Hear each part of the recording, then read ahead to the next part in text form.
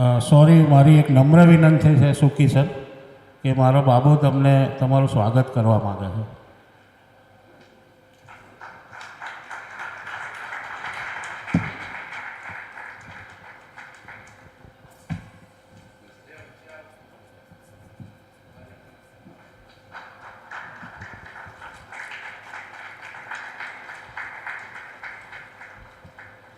Thank you sir, thank you. Sir, આપણે વધારે સમય નહીં લઈએ, પણ બે શબ્દો નરેન્દ્ર સર પણ અને મીનાક્ષી મેડમ, તમે આમાં અતુલ સર તમારું ખૂબ જ રિસ્પેક્ટ કરે છે અને મને કીધું હતું કે મારા ગુરુ આવવાના છે અને અમે તમને આખું વડોદરા તમને ઓળખે છે સર. યસ. અહીંયા પધારેલા સૌથી મોંઘેરા મહેમાન આપ લોક છો. અમે જાહેર જીવન રાજકીય રીતે સક્રિય હોવાથી અમને સાંભળવા ન ગમે, એટલે હું એમ કહું છું કે અહીંયા કલાકારો, કલાના પ્રેમીઓ અને બધા બોલાયેલા જે માનવંતા મહેમાનો, હવે અમારી બાજુમાં આટલા મોટા હસ્તી બેઠા ઊભા છે અને અમારા મિત્ર એમણે સરસ કાર્યક્રમ રાખ્યો છે.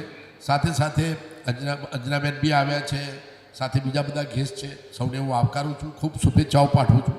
અમે જાહેર જીવનમાં કલાના પ્રેમી નથી બની શકતા અને અમારા બેસુરા અવાજ તમે સાંભળવા પણ ન ગમે, પરંતુ એક અલગ વિષય છે, એમાં અમે મસ્ત છીએ.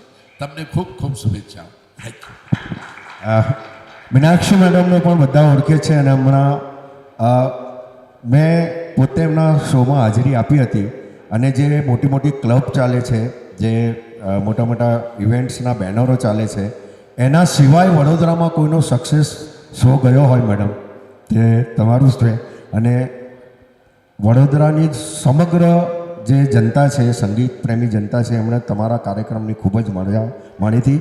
સમગ્ર અમારી વડોદરાની સંગીત પ્રેમી જનતા તરફથી તમને ખૂબ ખૂબ શુભેચ્છાઓ આપું છું અને બે શબ્દ કહેવા માટે રિક્વેસ્ટ કરીશ.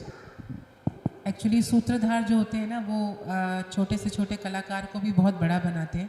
तो मैं चाहूँगी कि एक बार मोंटू भाई के लिए जोरदार तालियां होनी चाहिए, क्योंकि ये लोग हमें कहाँ से कहाँ पहुँचाते हैं. मैं बहुत छोटी कलाकार हूँ, सेवा कर रही हूँ, बस आप सबको सुनती रहती हूँ और सच में मुझे सच कह रही हूँ कि मैं दिल से कह रही हूँ कि मैं इसलिए आती हूँ बार बार क्योंकि मुझे आप सबको सुनना बहुत अच्छा लगता है. Thank you very much. Thank you. Thank you.